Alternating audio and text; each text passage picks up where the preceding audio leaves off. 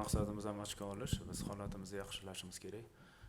Bu turnirda kuchli jamoalar juda ham ko'p. Biz ikkita kuchli jamoa bilan o'ynadik. Shunga qaramasdan bu kuchli jamoalarga qarshilik ko'rsatishga men o'ylaymanki qarshilik ko'rsata oldik. Ertangi jamoa ham bu darajadagi jamoa hisoblanadi. Shunga qaramasdan biz yaxshi natija umidida erta maydonga chiqamiz. Holatimizni yaxshilashimiz kerak, ochko olishimiz kerak bo'ladi albatta.